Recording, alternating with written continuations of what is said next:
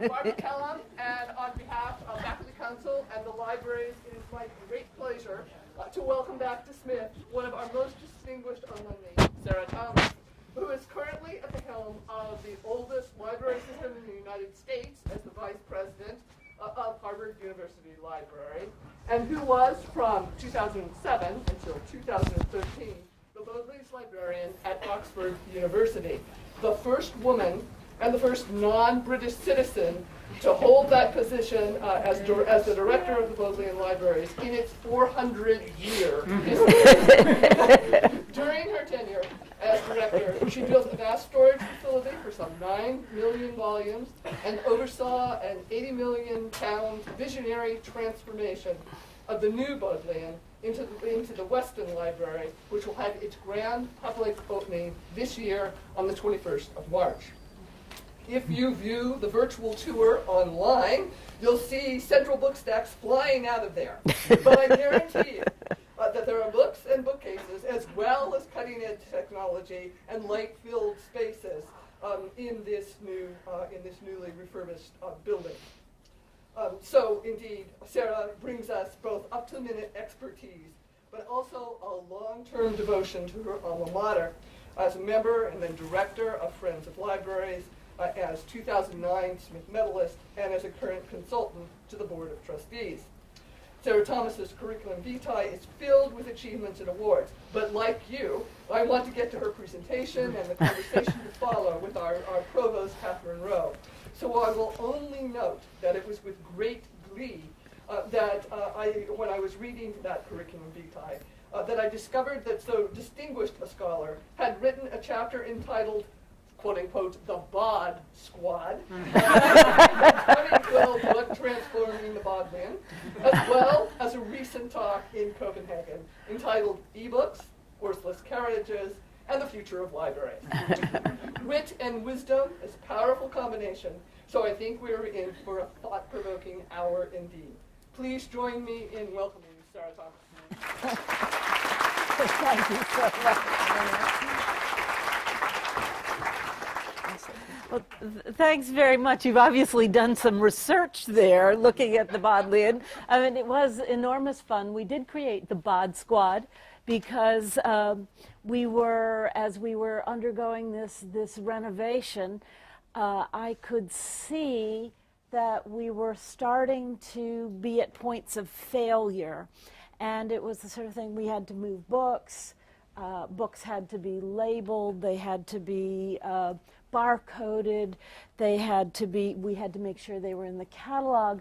And so I was sitting in these meetings with Bruce pointing his finger at Michael saying, well, you know, I could do my part, but, you know, Michael hasn't done his. And then Michael would turn and he'd point the finger at somebody else.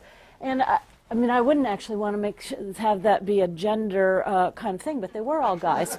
And I said, no, it's not about blaming people. It's about problem solving. And I think actually it was one of the most rewarding aspects of my career to take this team of kind of mid-level managers. I mean, these were people who were really workaday folks who actually did move book carts and oversee people who were putting the barcodes in books. And to see them go from accusatory statements to getting together to try to solve the problem, and then having this triumph where we really didn't think it could be done, and to actually achieve it and have it work and have it come in on budget. That was like a miracle, really. It was really fabulous. So the Bod Squad, we had Bod Squad mugs and Bod Squad T-shirts. I mean, that was the American head, right? I mean, I don't think the Brits would have done that. But at any rate, I have just a very few slides to show you as a kind of gentle introduction into the conversation that Katherine and I are going to have. And starting out with, let's see if this is the right one.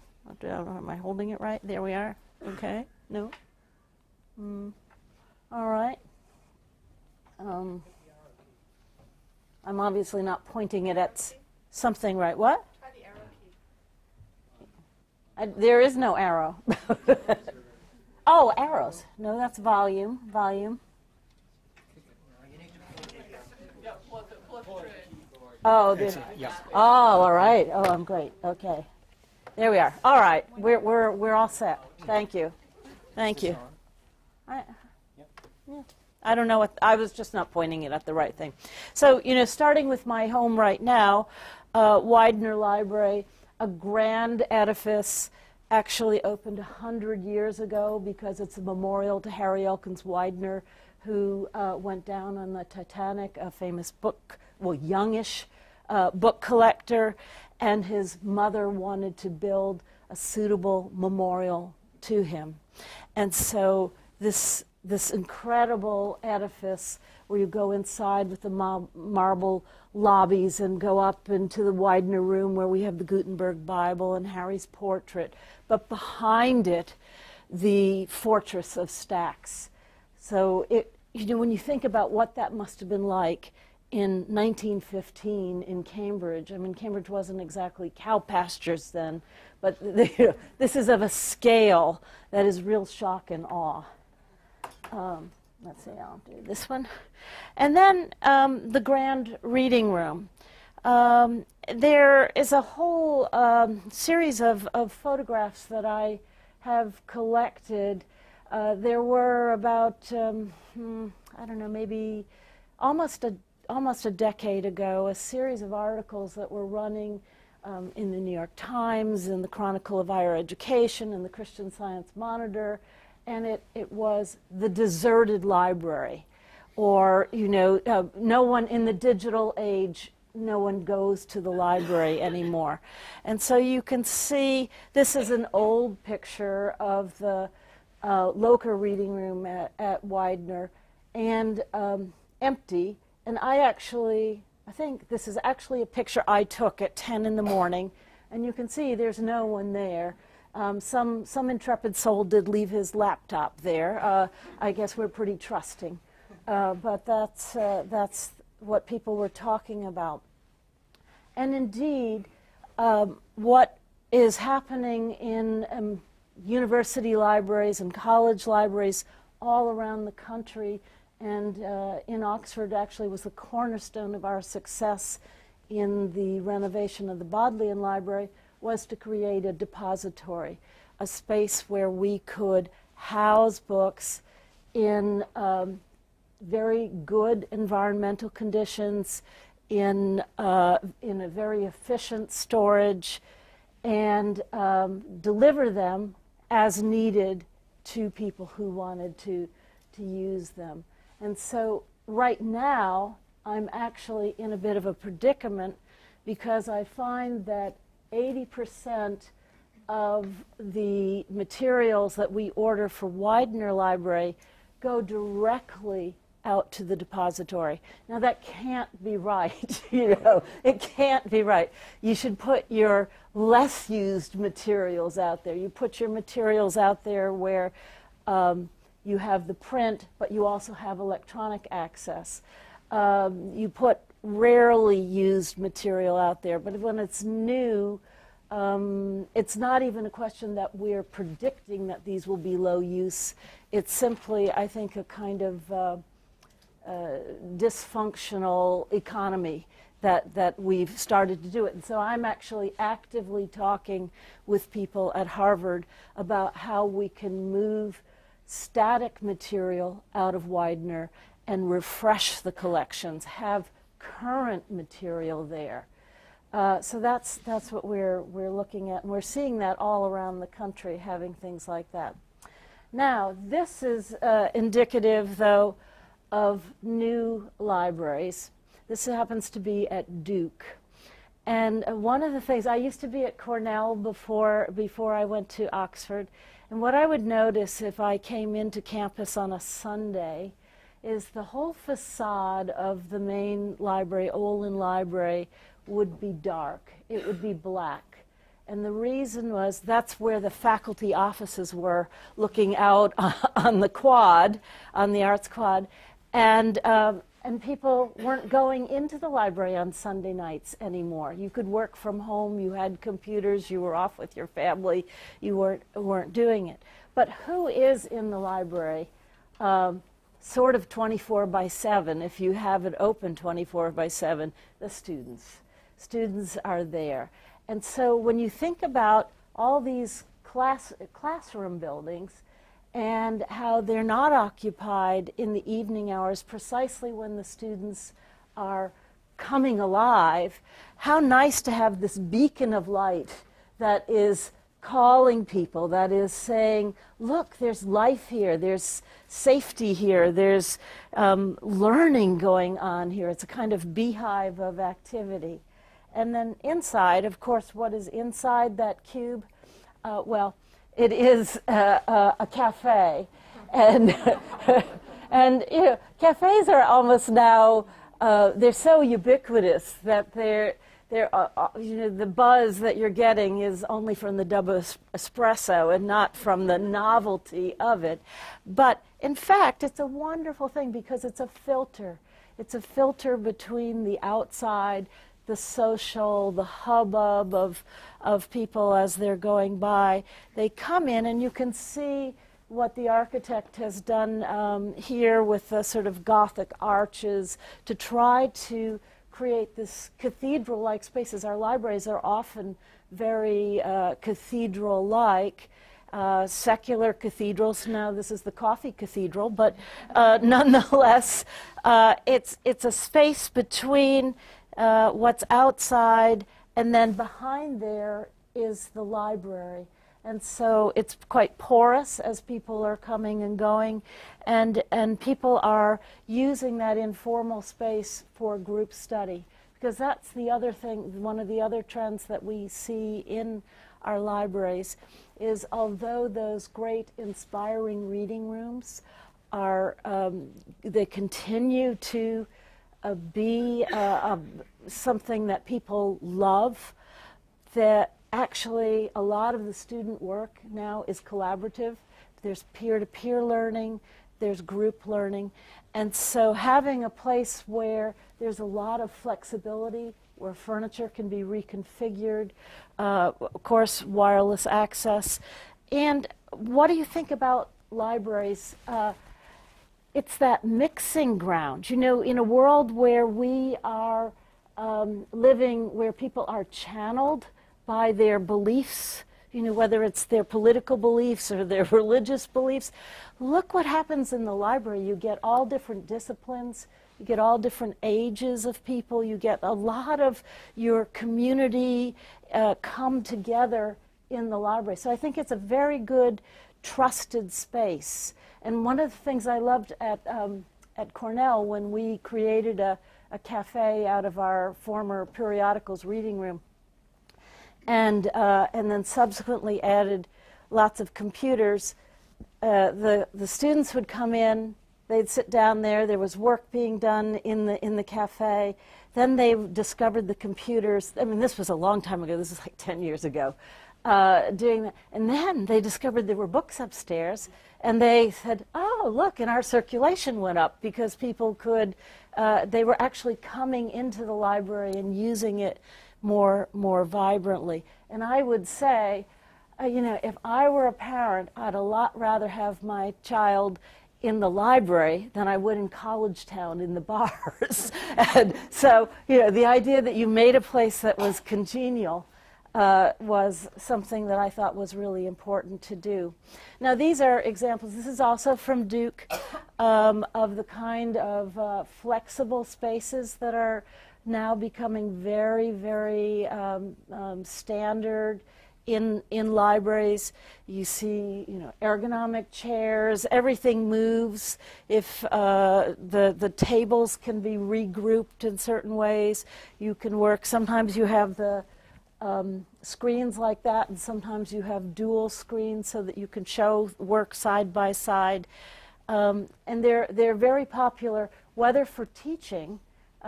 People are teaching, they're teaching, this probably isn't a good example of that one, but teaching using special collections materials so that, you know, think about it.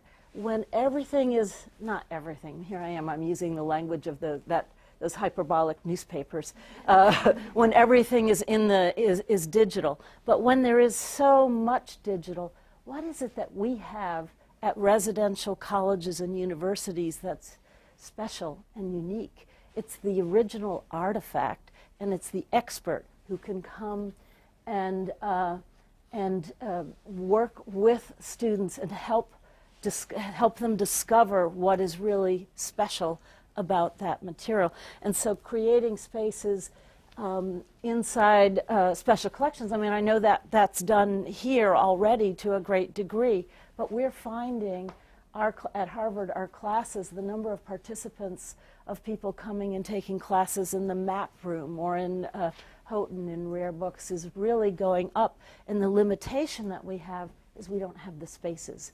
And so that's, I crave these. I'm showing you all the things I'm envious about. Another example where you can actually use the walls like a light board or a whiteboard to do that. And then this is at Gutman Library at the Graduate School of Education at Harvard. So this is Kathy's baby. She took the library, which, you know, like a lot of us, the way I shouldn't say that. I shouldn't project onto you my own, you know, but you know how you can become kind of barnacled. You get paper, or you accumulate stacks of books, or you accumulate things. And the library had become sort of, I don't know, overwhelmed with things.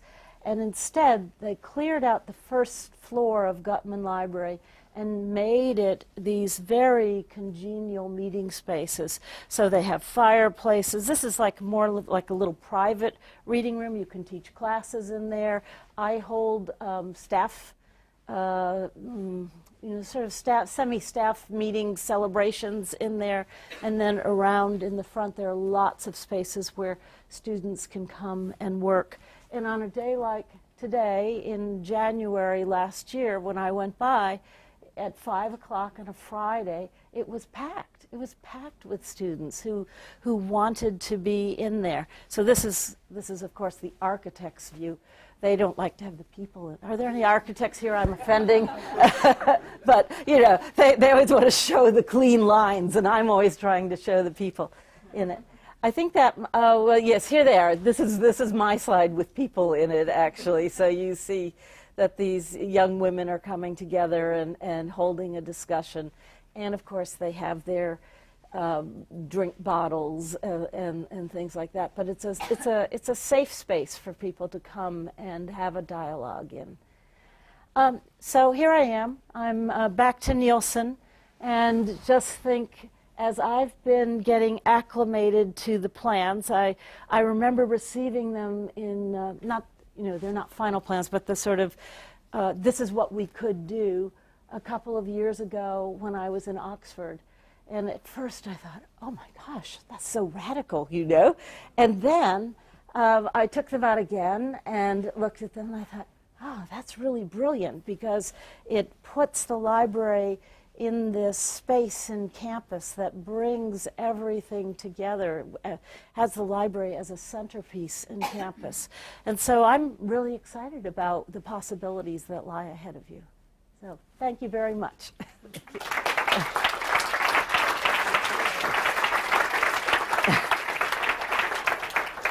So we're going to use the rest of the hour just doing Q&A with Sarah, because we thought of this as a pretty extraordinary opportunity to talk with somebody who's renovated a lot of libraries over a long period of time, and to understand how we should be thinking about going into that process.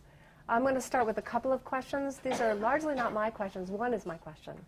But I'm going to start with a couple of questions to get us going, and then open it up for questions from you here sitting in the room. I think I want to start by saying, given your experience of renovating libraries, what should we know about the process that we might not anticipate? Yeah. So I think the process is, I think you have to be very flexible. You have to be willing to take some risks. You have to be willing to undo something that maybe doesn't seem quite right. You have to, when we were building libraries like Nielsen or like Widener, they were there for all time. There was a different sense of permanence then. And we're living in an era of great mobility, of rapid change. And so I think people have to be prepared to be very flexible about how it's used and how it's designed. A couple of other things I was going to say, something very practical, is even though I'm saying be really flexible, if you make too many changes in your design after you've agreed, it costs a lot of money. So, you have to really hold the line, because there's always some improvement that you can think of, but if you do too many of those, it costs money and it delays your project. There was one other thing that I really did want to say, and now, well. I want to push on flexibility a little bit, because I think I'm a humanist. I trained as a Renaissance scholar. The ethos of scholarly civility there was constancy in the face of change. That was a period of very rapid change, like the one we're experiencing now. And I think of libraries. We have known libraries as preservers of knowledge and preservers of culture. How can you stay constant to? Can you stay constant to that commitment to preservation of culture and knowledge, and be flexible in the way you're describing? I think we grapple with that over and over when we confront a particular question about design or planning. Well, I think that's one of the deepest held values that we have as librarians, is preserving culture, making sure that it endures for all time. But there we're talking about the record of civilization. It doesn't mean that we preserve the way we do things for all time, but the material itself should be treated with that kind of respect, just the same way as if you're doing a preservation treatment on an object, on a manuscript or something, you always do it in a way that it can be reversible, so that you're not applying a 20th century technique that's going to be ridiculed in the 21st century or something like that. You should be able to undo it. Can I segue back to the thing that I forgot is I think it's really important to look and see how people actually use spaces. And so studying how people are actually working, not how they say they work, but how they actually do work. When I put that cafe in Olin, some of the longtime users of the library were actually distressed about that. And they thought that Stephen McCarthy, who was one of my predecessors, would be rolling in his grave. And I said, I don't know, from what I know about Stephen McCarthy, he might have been doing this too. But at any rate, I moved the periodicals down into what I always called the lower level, but was clearly a basement, with no windows.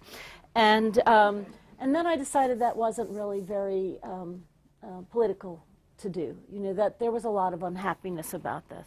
So there was a room right at the front of the library, prime space, which staff had taken over to sort serials and do work, and they always kept the blinds closed. There were these big windows, and so I moved them, and I put the periodicals room in. So that was good. People were happy about that. But we had these big chairs along the window that you could sit in, and they all faced in. And every day, at the end of the day, they were all facing out because people wanted to look out and see who was passing by. It was a major thoroughfare there. So one of my staff came to me and said, Sarah, should we nail them down? And I said, no. I mean, the people have spoken. They voted with their feet. So that's what I think is we need to actually look and see how are people working today, and do that kind of anthropological analysis. So how do we do that? I know it's one of the fundamental starting questions, and certainly the library program committee has that as where next week we'll be ask ourselves that question: how do we analyze the needs of the different people who use the library, at Nielsen. How does one go about learning that? Well, I've always been very taken, although I haven't done this myself. But Susan Gibbons, who's now the university librarian at Yale, when she was at Rochester, she gave the students notebooks and disposable cameras, and she said, you know, they could do it on their iPhones now. You know, take a picture every 15 minutes or something of what you're doing, or take a picture of 3 things you love about the library, take a picture of 3 things you hate about the library. And she got them to keep these kind of visual journals, and then they analyzed them and saw, you know, how they might alter the library as a result. I was joking earlier about having entire majors be assigned GoPros for a week, and we could just track movement in the library. In the library. Would you use the same approach with faculty? Would you to think about how faculty use the library or staff? Well, I mean, it might be actually interesting to compare, right? So I wouldn't say not to do that. On the other hand, maybe possibly faculty are going to be more considered and more experienced about how they use the library. But there, I think, how do people say they use the library? What do they say they want, and what do they actually do? So I would do some sort of independent triangulation between the perceived needs, the perceived, this is how I use it, and then what's actually happening. As you track library renovations around the country, do you see patterns and differences the way students, faculty, librarians use the spaces? Well, yes. But now you're going to ask me what they are. I mean, students do hang out. I run into students who, when they have a choice of libraries, some of them almost have little punch cards that they want to go around. They want to experience all the different settings that are available for them. They want to, based on their mood. If they need discipline, then they're going to go study in maybe one of those big reading rooms that kind of keeps them on the straight and narrow.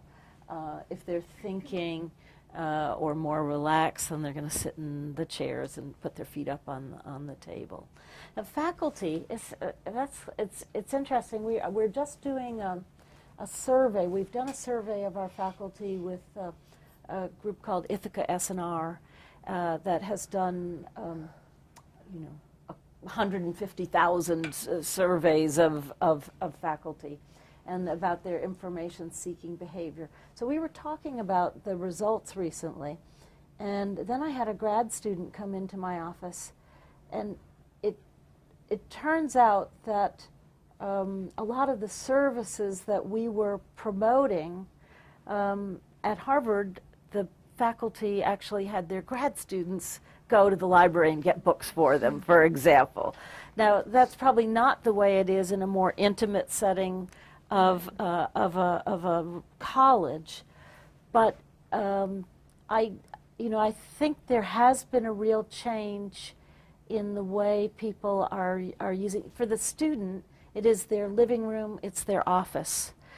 For those of us who have homes, we tend to perhaps spend less time. We're going in to get something and then taking it to our private office or taking it to our home. So I think there is a real difference. Just ask one more question, then open it up for folks. I want to come back to the competing demands of flexibility and sort of thinking forward and constancy. And we have one of the largest liberal arts college collections in the country here. It's a very fine and deep one. And we have a commitment to continuing to grow it, its excellence and its depth in the decades going forward in the same way. We pretty much know we can't build a building that is both going to answer those needs of human beings and their practices and hold all those books. And so we're really grappling with how much of that collection stays in Nielsen, or maybe other parts of the collection around the campus come into Nielsen to be gathered together, and and how we approach the question even in the first place. What are the ways in which we might approach it? So if for you were grappling with that question, how would you grapple with it? Yeah. Well, you know, I think starting with the encounter with knowledge first, you know, so I have to kind of restrain myself from not starting from the administrative side of it, you know. But if you start and you say, well, you know, what is it? What do we love? I think we love to go, you know, if you go into a good bookstore, it's the diversity of materials that's there, it's how it's displayed, what it's adjacent to. Now, that's not the same as doing research, but I would posit that research today is done differently than it was in the 1950s and 60s when our libraries were really starting to expand. And that the volume of what is being published and the number, so formally published, and then the degree to which one also now needs to consult informal pieces of information, whether that's data or you know, web archiving kinds of information, that you probably can't be, unless you have a very narrow specialty, you probably can't be a scholar today and just have 1 million books at your disposal. I think you have to be mixing and matching with all of these different resources that come to you. One of the things we're noticing is people are using special collections more. I think I might have said that, but you know, because so much is available digitally, then people are using special collections more. And so I would say, I'm grappling myself with, we have 20 million volumes, and there are lots in the depository. I think, and even then, I was giving a paper in January that I called Libraries, I think it's called Libraries at Scale, Dinosaurs Disrupted, you know, the idea that we were sort of these lumbering dinosaurs and we were being disrupted by the Google Scholar of the world or that. And I don't think that even an institution like Harvard is sustainable now in that independent model. I think we have to link arms with other research libraries, with other repositories, and we have to operate on a global scale. So then, if that's true about building collections and doing that across the world, then maybe the focus has to be on helping people find things and having aids to discover what is inside books that are surrogates for browsing. So whether that's, I've fantasized about whether we would not just do table of contents, because you can buy subscriptions to table of contents data even, but you know, the first 20 or 30 pages of every book that we would digitize to do that. And if we did that in companion with other institutions, then we would have a much richer index. So I think we're still finding that out. I mean, the good news is you're not building that tomorrow, right? And so, you know, there's like probably 3 or 4 years to be able to work out what kinds of services those might be. Okay. Joel, you had a question? Hi. Thank you very much for coming to discuss this opportunity. There does seem to be a trend now in library design to include cafes, group study spaces, media production centers, a lot of these kinds of things. We spoke about some of them. And I'm curious, what is it that distinguishes a cafe in a library or a group study space in a library from a cafe in a campus center? On Green Street or in the campus center. You know, why would we want to, since space is at a premium in the library, why would we want to devote space to group learning there as opposed to, say, in Sealy? Will you repeat the question? Oh, yes, of course. So Joe was talking about the fact that there are all these spaces. There are the group study spaces. There are collaborative spaces, but particularly the cafe. What is special about having a cafe in the library when there may be 100 yards away a cafe in a student center, or I said maybe on Green Street or something like that? So why take up that precious library space for something that seems kind of social and frivolous or redundant? Study space. That seems to me, precisely because you were talking about, okay, having the archival materials available is something that distinguishes the library, but all the digital stuff, we could do in some other building. Why the library? Yeah. I mean, at Cornell they used to ask me, why did I want these spaces anyway? If people wanted to do group study, why couldn't they go into the empty classrooms in Sealy or something like that, right? But, it's not the same atmosphere because it's all the things that you bring together. And one of the things that I think is true about the cafe space, so it's people coming there on different missions. They're not all just going into the library to get coffee. They may be going to get a book. They may be going to have a consultation. They may be going to look at an exhibition. There's a whole variety of things. And that coffee just kind of lubricates everything so that they can do that.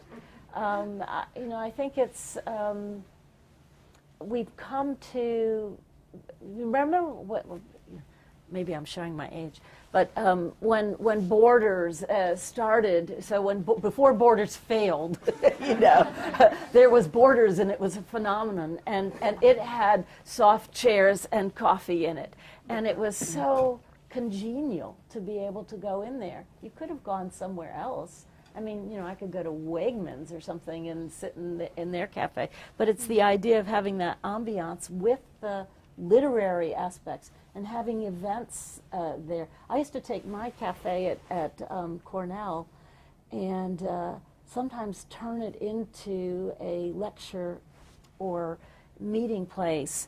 And I had one time, Toni Morrison was there at Cornell, and she did a talk just for us in the library on the last sentences of all of her books and what the meanings were.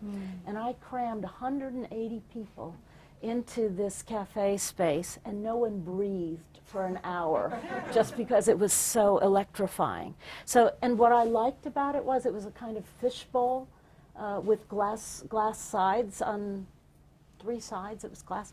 And people could go by and they could see the life of the mind was happening there. Something electrifying was happening in the library. And I think we have so many distractions. You've got your phone, you're always looking at things, that it's having these people-rich spaces is very important.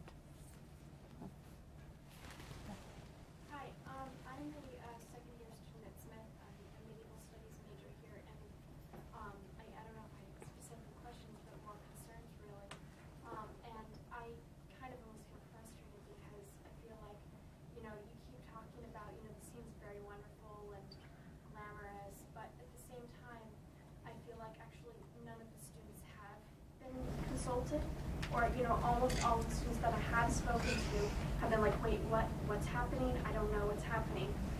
They seem to be kind of left in the dark. And I mean, I know as someone, I can see how these large open spaces can be great, especially for universities, these bigger schools. But at the same time, I mean, I know that if I was in such an open space, I wouldn't be able to study there because I need that kind of comfort, that kind of nook and cranny to be able to study there. And I need the books around me because for me a library means books, and a library means that kind of that thoughtfulness that you were bringing up. But I'm having a hard time understanding how opening up that space and moving the books out of there and even downsizing Nielsen will improve that. Yeah, thank you. That was very, you packed a lot into that. A lot of observations and comments. So first, sort of picking off the first one, I hope that there will be avenues for students to, as we were talking about how do we learn how students work or what they want, You know, so there'll still be that opportunity. I don't think that is a lost opportunity yet. I think you'll be asked about that. I could speak to that. So we're so far from being at the beginning of design. We're probably 8 months, 18 months maybe, from beginning to think about design questions. Right now we're really looking at, well, we hope by May there will be architect partners who will be leading town hall meetings and design sessions with students. If we have those partners by May, probably that will happen in the fall. So one of the reasons why there hasn't been massive outreach is that we're really just beginning. But Sarah Mercier, sitting right in front of you, is on the library program committee, and I don't know if Sarah Evans is also here. She did. Also on the library program committee. There are students on that committee, and at the point where we start really grappling with those questions, we will be actively involving students. I think we're really interested in knowing how students use the library. And I love that you said Nook, because as my colleagues know already, that's my talismanic word when I visit new libraries. I'm a Nook person too, and I have very strong sense of what it means to find the right size space to work in. When we look at new libraries, I think we see an attempt to create an array of spaces that one might choose at different moments or for different purposes, and that I don't suppose I always want a Nook. I know I must have one, or it doesn't feel like a library. But we're trying to understand that range of must-haves for a number of different users, chief among them students. Yeah, and I was just going to echo that. I'm sorry if I gave the impression that it was a sort of one-size-fits-all, because I think it is really, it's about diversity and it's about choice. And so that's what people are really geared up to. Even like Goldilocks with her chairs, you know, that you have to have the right fit for you, and so you want to be able to have a variety of things. And then I think you talked about why would we move out the books when really that's iconic for a library, right? And I think as people, if I go back to the Bodleian transformation that's taking place now, first of all, it was an extremely ugly building, and the books were not accessible to people for browsing. It was a closed stack, so it wasn't striking people directly in the heart to move them. But what we did do when we were creating the new space, so you took the central core out because it actually could not be rectified to be a proper environment for books. And that's one reason why we moved so many out to the depository. But what we did was to create a gallery of books that actually people use. So not just books as wallpaper, but reference books, books that were, determined to be of direct value to the kind of work that people were going to be doing in the special collections and area studies areas. And so when you come in there, and although there are 2 exhibition galleries, and of course there's a cafe, and there's an atrium space where we're expecting lots of visitors to come in, you see those books, and it signals to you you're in a library. And not only do you see the books, you see people using the books.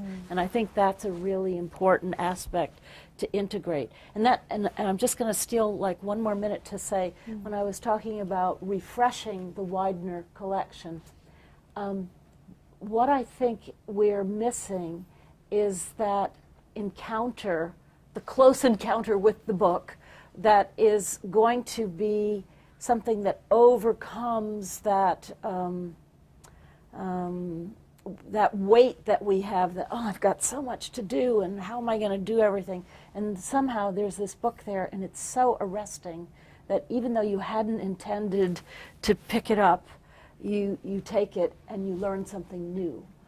because again, I think we get so channeled into, oh, I got to do this, I'm working on my thesis, or I've got this paper I've got to do. And we want to broaden, I mean, that is the essence of a liberal arts education too, is that there's this broad exposure. So if there's some way for us to get in material that will stimulate people, but at the same time complement services that we have to bring huge chunks of research material to people. And one more, sorry, yes. One more thing that we've been doing, we were doing this at Oxford, where we really needed to move more material off-site because of the congestion. But we know that when a scholar is working on something, you know, maybe you have to bring 200 books from the depository, and you create a kind of holding space for them where they can be there for a semester or an extended period of time. That gets you beyond this barrier that we sometimes have where, oh, we can only deliver 5 of those books from the depository at a time or something like that. So there's more than one way to manage this. So keep the stacks fillable. Yes, so I don't think we need as much as we have. I mean, you know, I can't speak to your collection because it's been a long time now since I was using your collection, but I really think that it would be better to have a smaller collection that is going to be fresher, more interest, and then have these improved services to bring things to people. Justina. Everything you say about not having one size fit all is, I think, extremely sympathetic and resonates. And it occurs to me that your experience, as you just said, is with giant libraries. You have dealt with the biggest and the most professional libraries throughout your career. The Smith Library is not such a library. It's a small library. It has aspirations to have a deep and rich collection, and it does have them, but compared to the Bodleian or Cornell or Harvard, it simply isn't there. I don't know if you know how it is that the Smith collection was put together over all these years until just last year. It was put together by a process whereby faculty ordered the books. It was not professionals who ordered the books, it was faculty who ordered the books.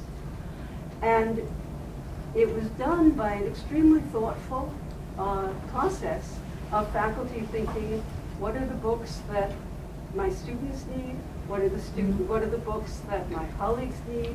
What are the books that I need? What are the books that are not necessarily immediately needed by anybody, but are obviously books that might be important in the future? So the collection that exists now in Nielsen is a carefully curated, small collection. It is a collection that is used every day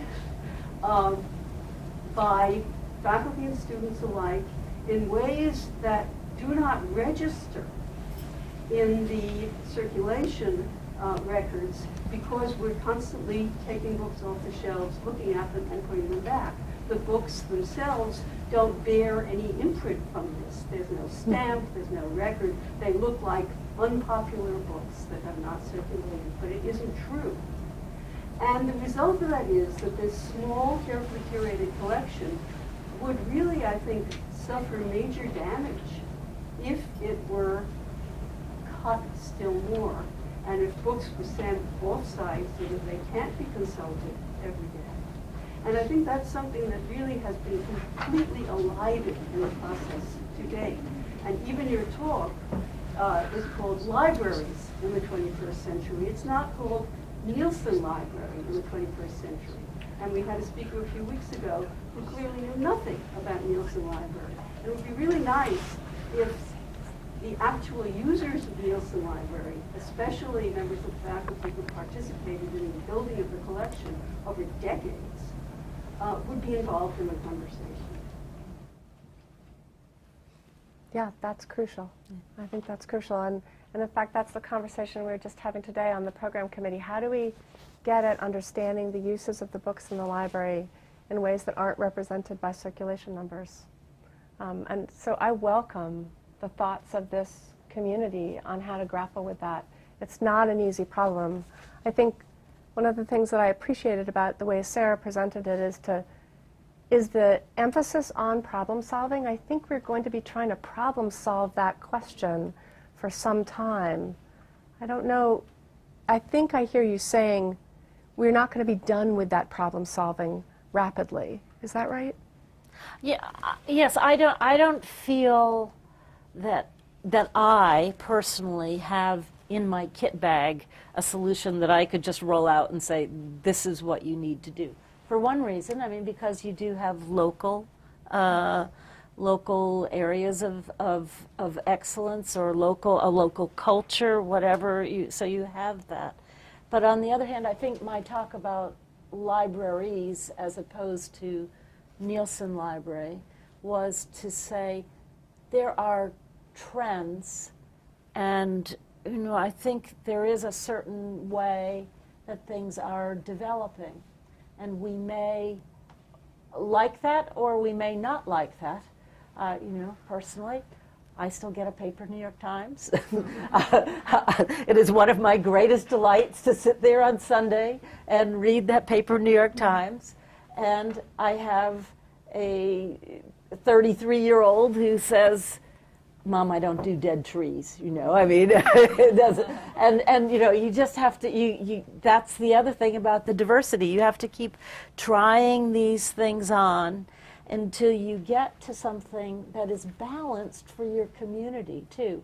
So there are choices one makes, but at the same time, again, I'm thinking about just a conversation I had this morning with someone who said, well, Sarah, I feel like we need to have the sciences represented more in our discussions. Now, this is someone who's raising her hand in every meeting saying, consider the sciences. And I'm saying, Connie, actually we have to, I think maybe the difference is I'm having to listen to all of the disciplines. And so while you're most passionate about this, I'm trying to balance all of these competing needs. So how do we balance needs of the students, of different disciplines, of different faculty, that sort of thing? Mm. I realize I'm sitting this direction, so I'm looking at everybody's hands up is over there, but yes, somebody here. I'm not here at Smith, I'm across the mountain in Montpelier. And so I asked this question a little bit about on behalf of my Smith colleagues, and then also just sort of generally. So I've been through a couple of building projects, large-scale building projects, the small library at the University of Virginia and the Hunt Library at North Carolina State. And I was wondering if you could talk just a little bit about, sort of as leader and as administrator, how you keep other priorities alive for the organization in the middle of the building project? Huh. Do you want to repeat that really quickly? Yeah, so, well, I'm still struggling to get the answer, but so so we have a guest from Mount Holyoke and who's asking the question. She's been to Virginia, to the Albert Small Library, which is a special collections library and a bit of a visitor's center. And that's what you're thinking of, right, that one? Yes. Yeah, they got the Declaration of Independence, they got the Microsoft Surface table, that sort of thing. Yeah. And then the Hunt Library, which is this electronic extravaganza. I don't know, Jay, have you been there? Yes. Yeah. And have you been, Chris? No. I myself haven't been, but I routinely use in my presentations pictures from the Hunt Library, because it is a phenomenon with all sorts of design features that would spark creativity, that would teach people new age skills, so visualization and data management and data mining and all of these things, which I think actually when we come out of school these days, we need to know how to do those sorts of things as well, not just to do you have to be able to create a decent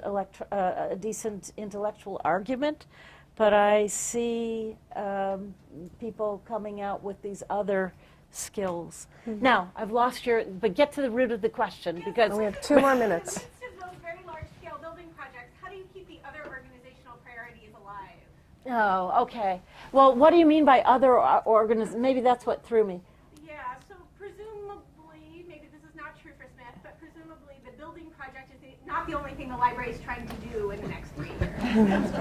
Yeah. So, okay. How do you keep those from sucking up the energy? Yeah, well, I mean, very often they do suck up the energy. I mean, to be quite honest, you can be just totally obsessed by it.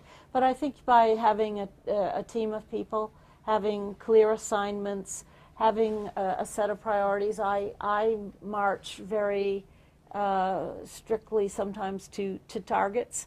So if I have written down on my to-do list 10 things, I'm doing these 5 that relate to the building, and then I'm feeling guilty about these other 5, and then eventually I feel so guilty they rise up to the top, and they get done. But I think you just have to assign, some kind of discipline. I don't mean discipline in the sense of subject matter, but a commitment. Make a commitment not to lose sight of other things at the same time.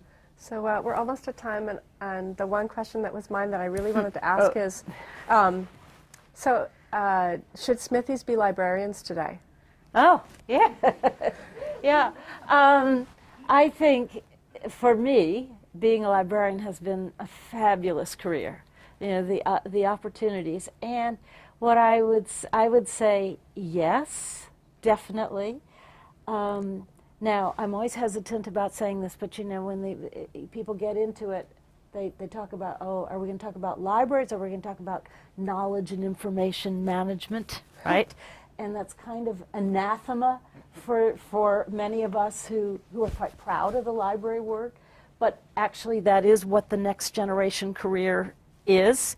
It's if you can be spending time doing preservation of a medieval manuscript, or you can be working with special collections. But if you want the kind of job I have, you have to be very eclectic in what you're doing, and you have to be looking at what is Google doing, what is Amazon doing, what are these other things. So it's an operational aspect as well as a career to love. And I think I'll end, though, to say, I was in Emerson House when I was here, and there were a number of us in Emerson House who went on to be librarians and heads of libraries, major libraries even. And I was on an interview with 2 of them one time, and one said, we were graduating in the age of the military-industrial complex, and I wanted to have a career where I would never have to apologize for what I was doing. And 40 years later, 50 years later, we can still be proud of that. The value system of working in a library is something one can always be proud of. So I think the combination of the intellectual work and the value makes it a wonderful career. Well, we are so proud to claim you as a Smithy. Oh, thank you. Thank you. Thank you. Thank you.